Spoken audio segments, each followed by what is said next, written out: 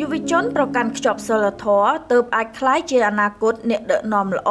យុវជនគណៈបកភ្លើងទៀននិងគណៈបកឆន្ទៈខ្មែរយល់ថាការប្រកាន់ខ្ជាប់គោលការណ៍សិលធម៌ជាមេគានាំឲ្យមានការអភិវឌ្ឍខ្លួនរីកចម្រើននិងអាចក្លាយជាអ្នកដឹកនាំល្អទាំងកម្រិតគ្រួសារសហគមន៍និងសង្គមជាតិតំណាងយុវជនស្រុកបាទីខេត្តតាកែវយុវតីសាវលក្ខណាសង្កេតឃើញថាយុវជនបច្ចុប្បន្នមួយចំនួនធំមិនទាន់មានសិលធម៌ល្អគ្រប់គ្រាន់ទេដោយសារបញ្ហាជីវភាពខ្វះខាតមិនបានទទួលការអប់រំគ្រប់គ្រាន់យុវតីសាវលក្ខណាជំរុញឲ្យយុវជនប្រកាន់ខ្ជាប់នូវសិលធម៌ល្អទើបអាចក្លាយជាមេដឹកនាំល្អនិងជួយអប់រំសាធារណជននៅក្នុងដែនដីរបស់ខ្លួនឲ្យមានសិលធម៌ល្អផងដែរ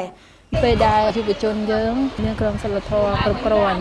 គាត់ដឹកនាំភូមិឃុំស្រុកនៅខេត្តបានល្អហ្នឹងដោយសារខ្ញុំគិតថាពេលដែលគាត់មានក្រមសីលធម៌គ្រប់គ្រាន់គាត់អាចនឹងធ្វើអ្វីបានដោយងាយស្រួលហើយនឹងស្របច្បាប់ហើយពេលដែលគាត់ដឹកនាំក្នុងភូមិឃុំហ្នឹងគាត់ណែនាំឲ្យប្រជាជនយើងធ្វើអ្វីទៅតាមច្បាប់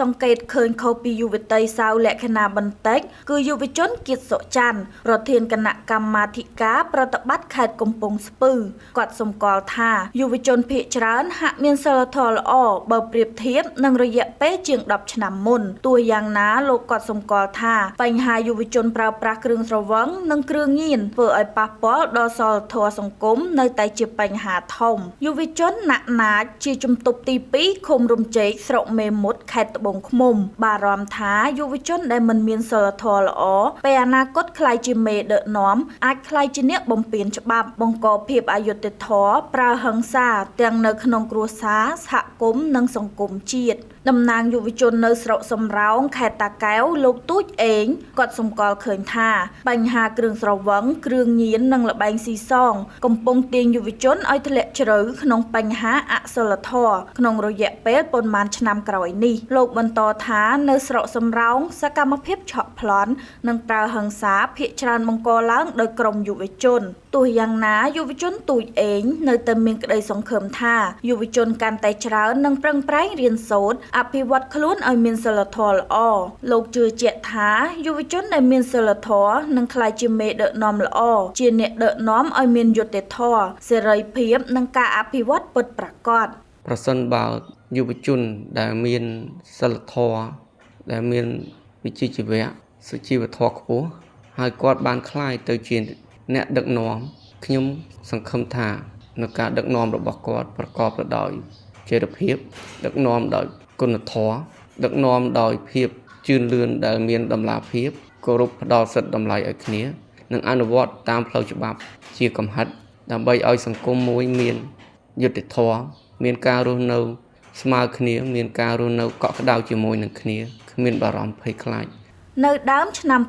2024អង្គការដំឡាភិបកម្ពុជាបានបង្ហាញរបាយការណ៍សិក្សាថាយុវជនកម្ពុជាមានជាង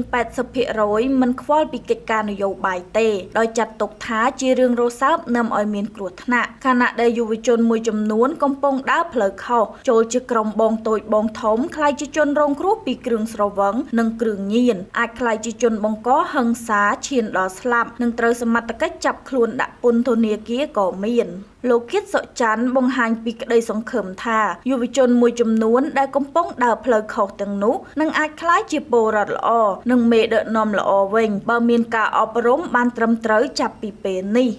ទោះបីជាពួកគាត់ស្ថិតនៅក្នុងកម្រិតមួយ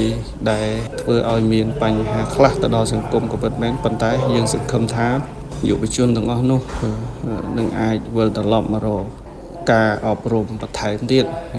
ដើម្បីមានឱកាសចូលរួមក្នុងកិច្ចការងារបម្រើប្រទេសជាតិរបស់យើងនៅពេលអនាគត